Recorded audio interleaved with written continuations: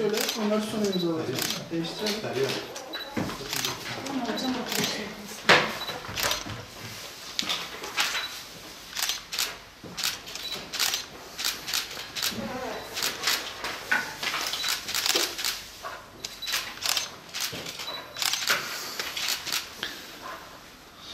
Şöyle isterseniz başkanım, şöyle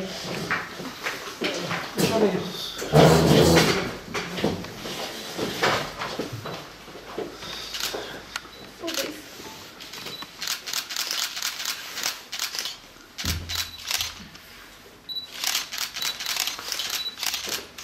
Bildiğiniz üzere biz cazibe merkezlerini destekleme programı kapsamında Tekstil Kent, Van Tekstil Kent 1. etabı inşa ettik. Ve geçtiğimiz yılda hızlı bir şekilde Van Tekstil Kent 2. etap olarak adlandırdığımız Van Tekstil Organize Sanayi Bölgesi'ni, altyapısını tamamladık.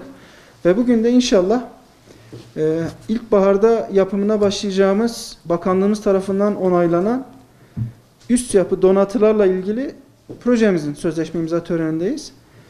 Bizim bugün sözleşmesini imzalayacağımız projemizle birlikte Van Tekstil OSB'de ihtiyaç duyulacak ticari işletmeler, işte kafeterya, market, banka şubesi, postane gibi ticari işletmeleri içerecek. Yine dini tesis ve en önemlisi tekstilde biliyorsunuz istihdamın %60'ı kadın istihdam.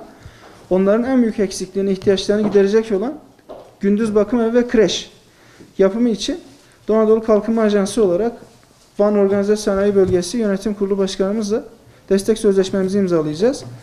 Yaklaşık bu iş için ayrılan 22.775 metrekarelik alanda yaklaşık 3.000 metrekare kapalı alan içerisinde inşa edilecek.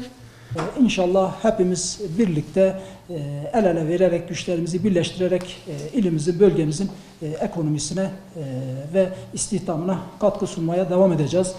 Bugün imzalayacağımız protokol ise orada evet iş yerleri inşallah kurulacaktır. Fabrikalar inşallah orada üretimlerine başlayacaklardır ama biz oradaki insanların mutluluğunu da, oradaki insanların refahını da gözetmek zorundayız. Oradaki insanların kendilerine bir nefes alabilecekleri sosyal donatı alanları, kendilerine gelip zaman zaman çıkıp bir hava alabilecekleri, ne bileyim gündelik ihtiyaçlarını giderebilecekleri bir alanlar, bir mekanlar oluşturmamız lazım.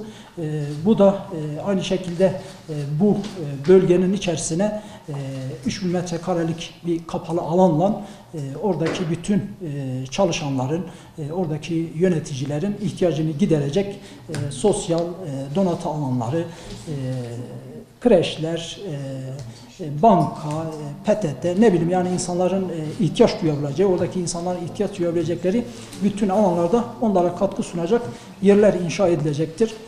İnşallah bunun da ilimize, bölgemize, organize sanayi bölgemize hayırlı olmasını, sanayicimize, yatırımcımıza ve işçi ve işverenlerimize hayırlı olmasını temenni ediyoruz Cenab-ı Allah'tan.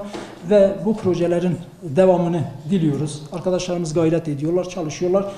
İnşallah organize sanayi bölgemize, ilimize ve bölgemize daha güzel tesisler, daha güzel projeler, daha güzel altyapı yatırımları kazandırılacaktır. Burada şahsım ve yönetimim adına, sanayicim adına, halkımız adına Doğu Anadolu Kalkınma Ajansımızın genel sekreterine ve tüm personeline, tüm idari kadrolarına teşekkür ediyoruz. Sağ olsunlar, var olsunlar.